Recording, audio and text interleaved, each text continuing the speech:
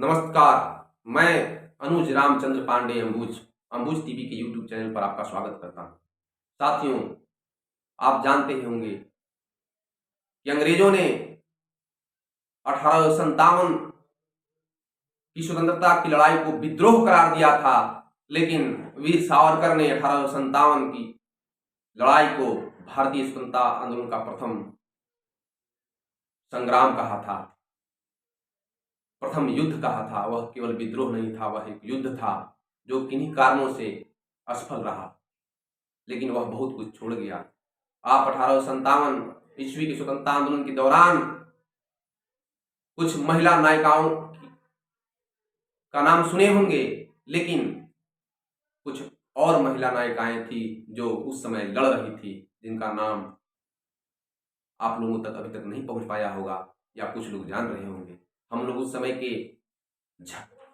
महान आंदोलनकारी झांसी की रानी को जानते हैं, जिन्होंने अपनी वीरता का लोहा मनवाकर अंग्रेजों को नाको चने चबवा दिए थे, अंग्रेजों को पानी पिला दिया था। ऐसी ही एक महानायिका, ऐसी ही एक नारी शक्ति उदा देवी पासी की आज बात हम लोग करेंगे। उदा देवी पासी जो अवध के नवाब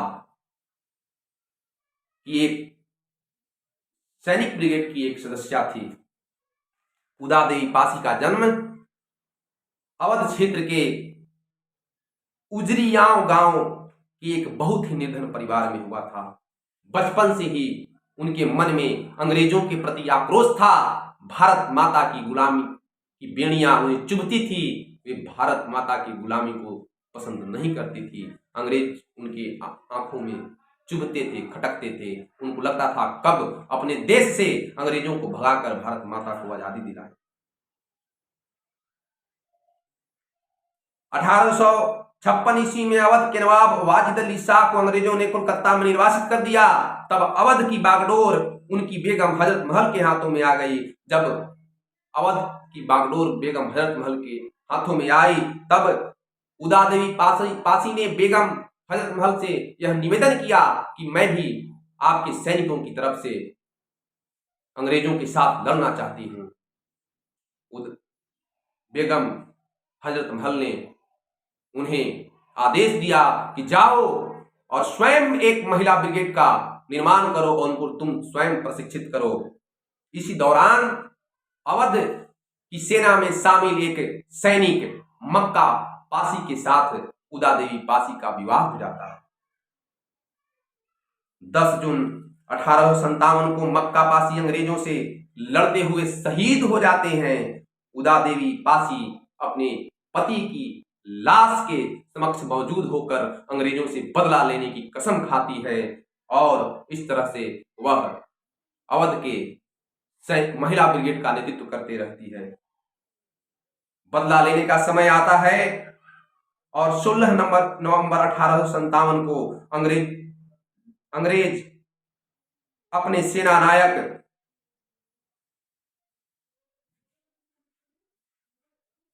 कोलिन कैंपबेल के नेतृत्व में लखनऊ के सिकंदर बाग को घेर लेते हैं। उस समय सिकंदर बाग में करीब 2000 सिपाही शरण लिए हुए थे।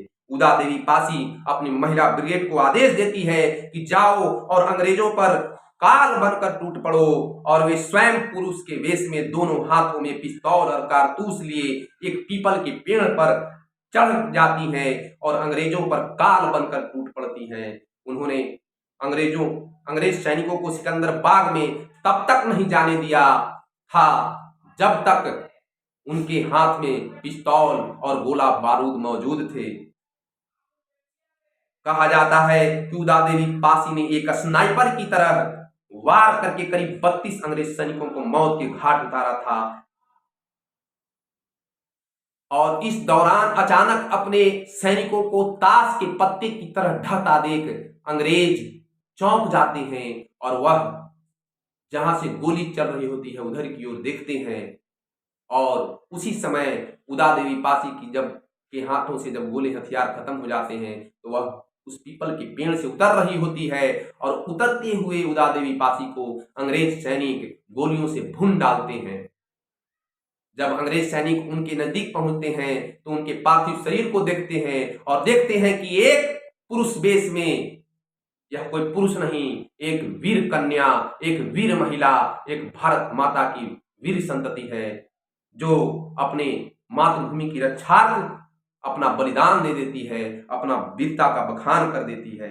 ऐसा भी कहा जाता है कि उस समय के अंग्रेजों के सेना नायक कोलिन कैंपबेल उनकी वीरता से इतने प्रभावित होते हैं कि अपना हेड उठाकर उदा देवी पासी को सलामी देते हैं, उन्हें नमन करते हैं। उस समय उदा देवी पासी की गाथा लंदन के सभी प्रमुख अखबारों में प्रमुखता के साथ छपती है।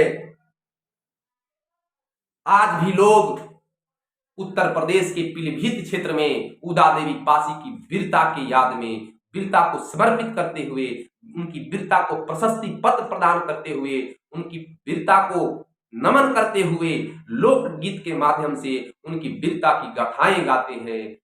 आज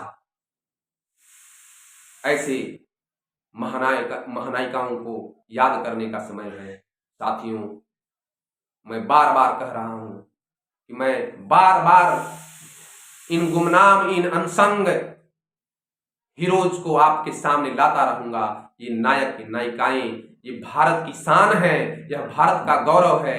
इनसे प्रेरणा लेकर हम आगे बढ़ सकते हैं, जिन्होंने इस मातृभूमि की रक्षा के लिए अपना सर्वस्व न्यौछावर कर दिया है।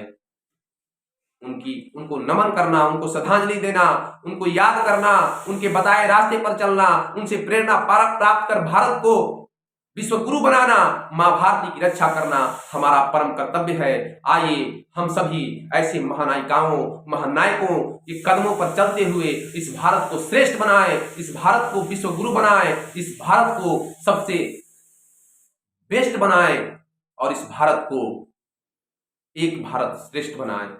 इतना ही कहकर आज महान वीरांगना उदा देवी पासी को नमन करते हुए, उनके पति मक्का पासी को नमन करते हुए, लखनऊ और अवध क्षेत्र की उस धरती को नमन करते हुए मैं अपनी वाणी को समाप्त करता हूं।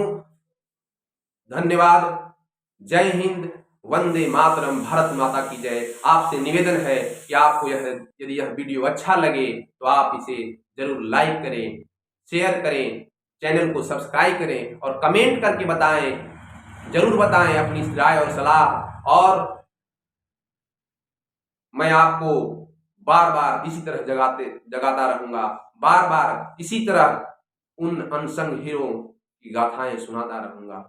धन्यवाद, नमस्कार।